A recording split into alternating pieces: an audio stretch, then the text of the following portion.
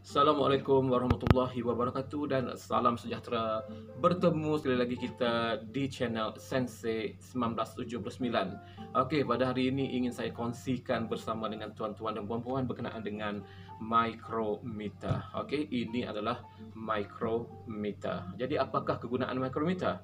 Jadi kegunaan micrometer adalah untuk mengukur, menyukat panjang sesuatu objek, tebal sesuatu objek ataupun keratan rentas ataupun ukur lilit bagi sesuatu objek. Diameter. Okey, lebih mudah cakap diameter sesuatu objek. Jadi benda ni kita gunakan untuk pengukuran, measurement. Okey. Kenapa kita perlukan gunakan micrometer? Okey. Selain daripada vernier caliper, okey, inilah alat untuk mengukur ketebalan. Okey. Ada bahagian yang vernier caliper tak boleh ukur, seperti ketebalan brake disc. Jadi ini yang kita gunakan untuk mengukur ketebalan brake disc. Itu adalah contoh. Okey, jadi micrometer ni didatangkan dengan pelbagai saiz. Okey, dia ada banyak jenis. Ada deep micrometer, ada macam-macam micrometer, tapi yang ini yang biasa kita gunakan di bengkel automotif. Jadi kalau berdasarkan pada saiz, dia terhad. Dia ada saiz daripada 0 hingga 25 mm. Kalau yang ini 50 hingga 75 mm. Bermaksud 25 hingga 50 mm pun ada. Jadi dia ada bermacam-macam julat bacaan. Bergantung kepada saiz. Ada bertambah besar lah. Dia punya saiz bertambah besar. Sebab ini maksimum yang dia boleh ukur. Ini ketebalan maksimum yang dia boleh ukur. Okey, kalau kecil pada ni dia tak boleh ukur lagi. Okey, kalau besar pada situ boleh. Tapi kalau melebihi 75 dah tak boleh ukur. Jadi micrometer dia punya kelemahan di situ. Dia tak seperti vernier caliper. Mempunyai julat bacaan yang pelbagai. Tapi yang ni terhad iaitu 50 hingga 75 dan ada juga yang 0 hingga 25 mm, ada 25 mm hingga 50 mm. Yang ni 50 hingga 75. Ada 75 hingga yang lebih lah. Okey, itu micrometer. Jadi kita nak lihat komponen-komponen ataupun nama-nama yang dihaskan pada micrometer ini. Jadi jom kita lihat. Ini adalah gambar rajah bagi micrometer. Okey, micrometer luaran. Ini dua gambar rajah bagi micrometer. Kita nak lihat dia punya nama-nama bahagian-bahagian bagi micrometer. Jika lihat di sini, micrometer ni bersaiz 0 hingga 25 mm dan dia punya sengatan adalah 0.01 mm. Yang ini pun samalah. Yang ini pun sama. Jadi kalau kita lihat pada bahagian micrometer, dia ada ratchet stop, ada timbal, ada sleeve width vernier graduation, ada lock, frame, measuring face, spindle dan anvil. Okey. Okey, itu adalah gambar. Ini adalah gambar rajah bagi micrometer dan juga nama-nama bahagiannya. Jadi kita nak lihat bagaimanakah untuk menggunakan micrometer. Okey. Okey, ini adalah simulator bagi micrometer. Okey, ini adalah simulator bagi micrometer.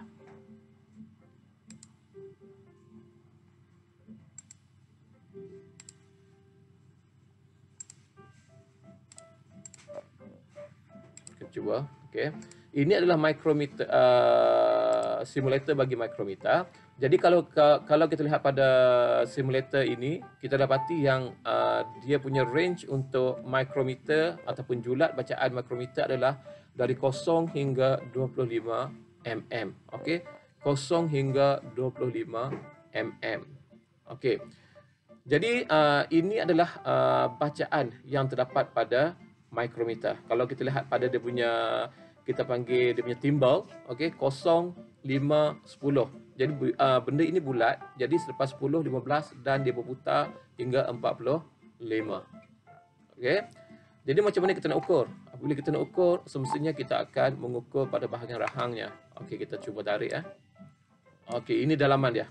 Ini ukuran dia. Kalau kita lihat ini adalah 25, maksimum kita tarik adalah 25.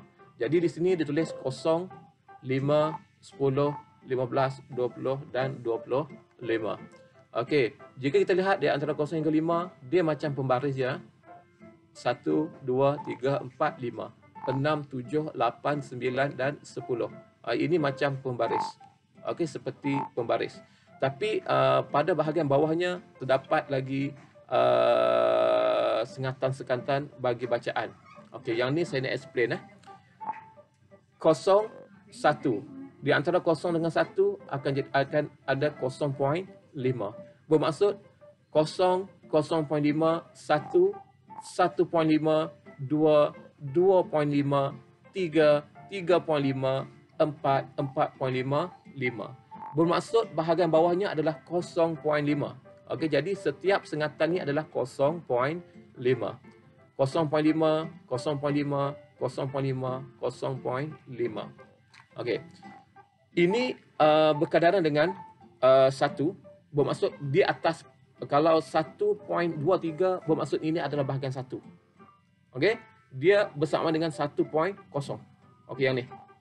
Yang bawah ni adalah 0.5 secara keseluruhannya. 0.5. Yang ini adalah 0.01 di sini. Okey, ini adalah 0.01. Contohnya begini, ini adalah 0. Okey. Kalau saya tarik, putarkan. Tak boleh putar. Oh, dah maksimum. Kita masukkan kembali. Jika saya putarkan,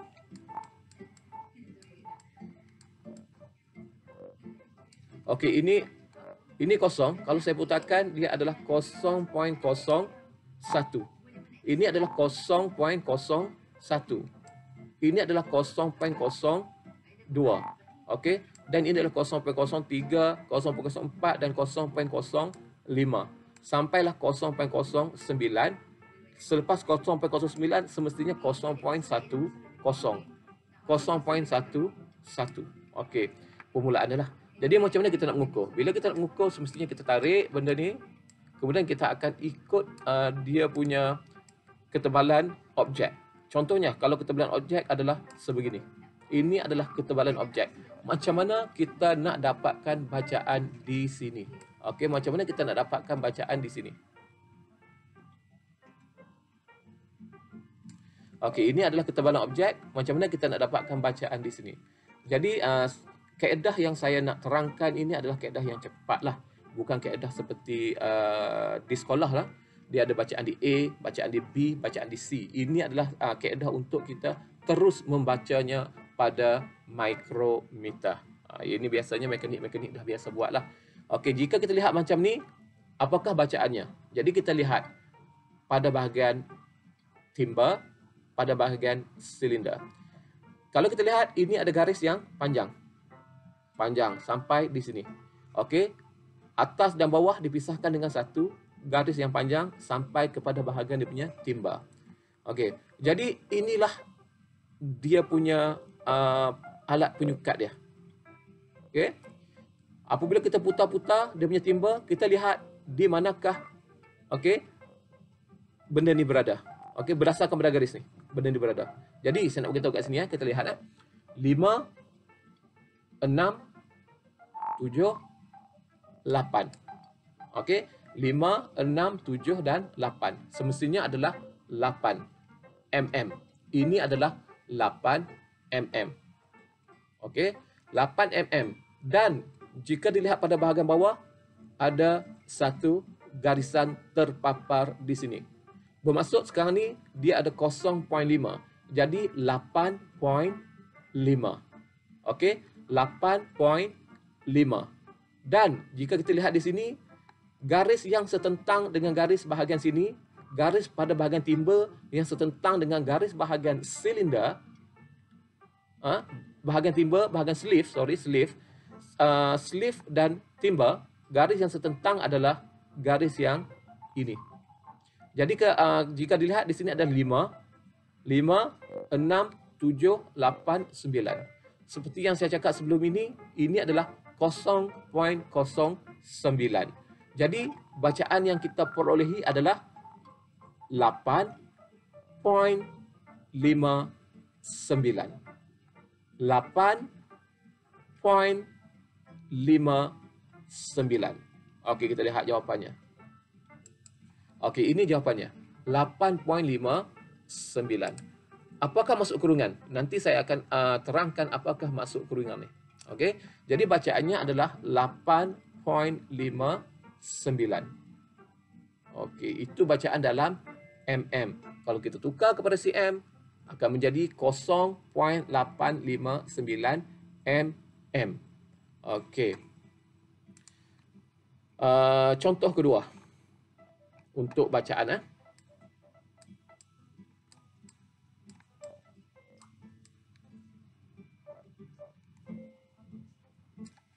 Okey, jika sekiranya kita mengukur mendapat ketebalan yang sebegini, jadi apakah bacaan yang ditunjukkan, yang dipamerkan? Jadi bacaannya adalah 5, 6, 7, 8. Okey, 8. Disebabkan tiada garis di bahagian bawah, jadi dia semestinya 8.0. Okey, 8.0. 8.0, kemudian kita lihat garis yang setentang. Ini adalah garis yang setentang. Okey, jadi garis setentang pada bahagian sleeve dan juga pada bahagian timber adalah 35. Jadi apa yang perlu kita buat adalah kita mengambil terus bacaan tersebut sebagai 8.35.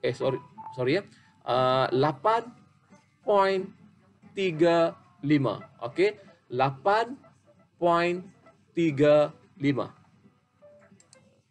8.35. Nampak? Okey, disebabkan bawah ni tiada garis. Okey, garis bawah mewakili sebagai 5 ataupun 0.5. Jadi 8.35 kalau di-convert kepada cm menjadi 0.835. Okey, seterusnya saya nak tunjukkan satu lagi. Okey, kita beranjak kepada bawah sikit. Okey, bacaannya adalah sebegini. Ini adalah saiz untuk objek. Jadi berapakah bacaannya yang terpapar di bahagian sini? Okey, jadi ini bacaannya adalah 5, 6, 7. Okey, jadi dianya adalah 7. 7.5 sebab bawah ada garis. Jadi 7.5, tetapi dia ada di sini tunjuk 40. Nampak ni ya. Garis yang sentang ni adalah 40. Jadi 40 ni 0.40. Jadi 0.40 perlu wajib dicampur dengan 0.50. Jadi bacaannya adalah 7.90. Kenapa jadi 90? 7.90 ini disebabkan oleh 0.5 harus ataupun wajib dicampur dengan 0.40. Jadi jawapannya adalah 7.90. Okey, 7.90. Okey, semoga faham ya. Jadi kita lihat lagi contoh yang seterusnya. Apabila dalam keadaan yang kita kecilkan lagi untuk memudahkan pemahaman.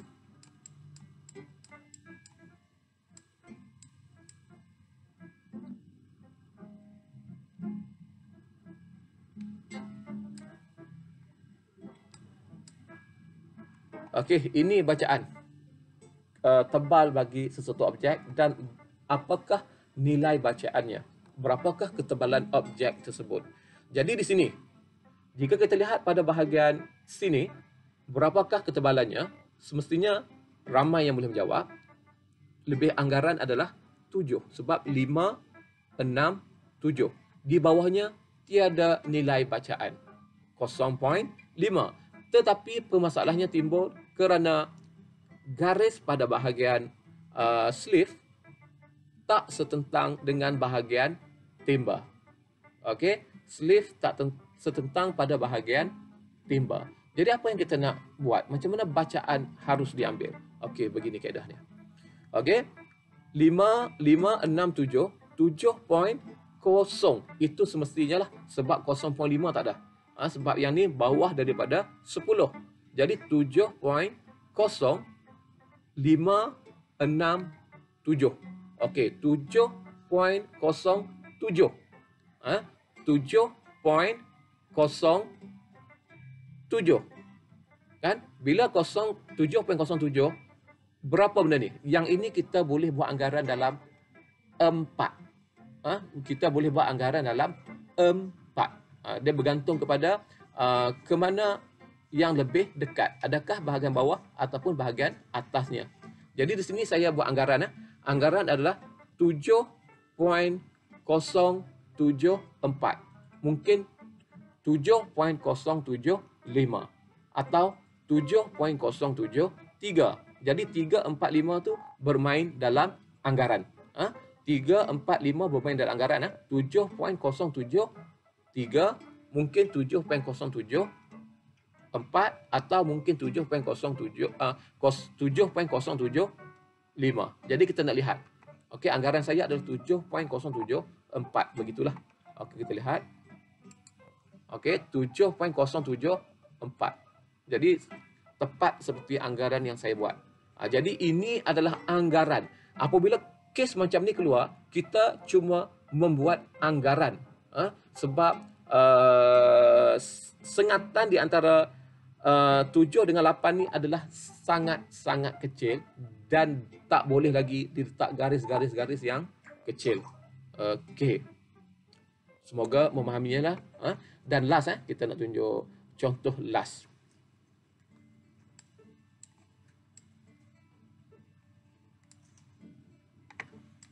Okey, yang last ni saya tarik secara rawak je lah. Saya berhentikan. Okey. Ini adalah secara rawak dan saya berhentikan dia di sini. Jadi kita lihat di sini yang apakah nilai bacaan. Di sini dah saya padamkan dulu, tutupkan dulu. Jadi kita lihat lagi sekali secara rawak saya tarik. Okey, begitu. Okey, jadi kita lihat berapa nilai bacaan bagi ketebalan objek tersebut. Okey, jadi ketebalannya adalah di sini 10, 11, 12, 13 dan 14. 14.5. Okey, 14.5. 14.5 di sini ada 25, 26, 27, 28, 29. Jadi 14.5 kena campur dengan 0.29. Jadi bacaan anda lebih kurang dalam 14.79 atau 3. Okey, 14.79. Okey, 79. 14.79 mungkin 2 atau 3 lah dia punya anggaran belakang tu. 14.79. Okey, 3. Anggaran dia 3 ataupun 4 lah. Okey, 2 anggaran dia, lagi kecil. Jadi 14.792. Okey, 14.792. Jadi macam mana benda ni boleh tahsil? Ini disebabkan oleh kita ambil bacaan di bahagian main dia, utama dia, iaitu 14. Okey, bacaan skala utama dia 14, 10, 11, 12, 13, 14. Kemudian kita ambil bacaan di skala kedua, iaitu 0.5. Jadi 14.5. Jadi 14.5 kena campur dengan 0.29. Sebab sini 25, 26, 27, 28, 29. Jadi 14.5 campur dengan 0.29 adalah 14.79. Disebabkan garisan pada bahagian sleeve tidak setentang dengan pada bahagian timba. Jadi kita buat anggaran di antara 29 hingga 30. Kita buat anggaran dia adalah 2. Jadi dapat 14.792. Okey. Kalau kita convert kepada sentimeter, kita akan dapat 1.4792. Kecil sangat kecil. Okey, semoga bantu. Itu sahaja perkongsian daripada saya. Sekian, terima kasih.